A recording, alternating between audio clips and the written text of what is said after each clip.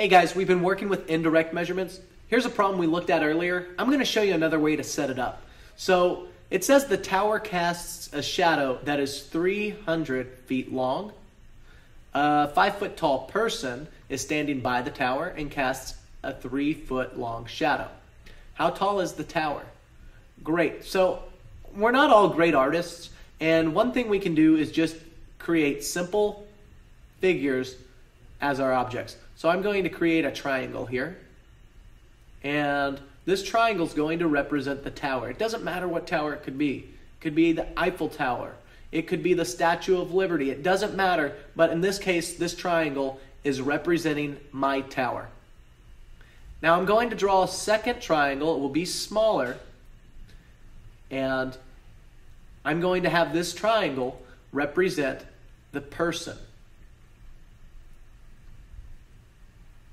Cool.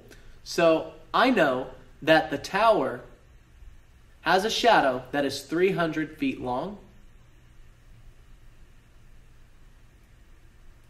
So if the tower's stand is right here and the shadow starts at this point, I know it's going to carry on for 300 feet.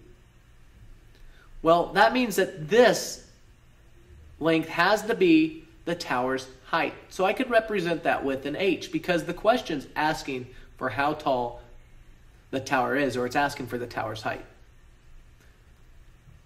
Now, the person happens to be 5 feet tall, so I'd put 5 here for their height. So from the ground up to the tip top of their head, they are 5 feet tall. And starting at the base of their body, or their feet, running along the ground is their shadow. Until it ends, it is 3 feet long. Cool. One more thing about these two triangles. The way I really know that they're similar is because they are both right triangles. I would indicate that with a little right triangle symbol here in the corner. Great, guys. From here, let's move forward and set up the proportion. I'm just going to put a divider in between the H and the 300, and the divider between the 5 and the 3. Now I have H is to 300 as 5 is to 3, or if I were to write that out, I would write H is to 300 as 5 is to 3. From here we can take the cross products, 300 times 5, H times 3. Let's go ahead and write that information way up here. So I have 3 times H equals 300 times 5. Let's just write that out first. And now in our next step, I'll say 3H equals 300 times 5 is 1500. How do we isolate the variable H? We have to divide by 3 on both sides. These two 3's will cancel out.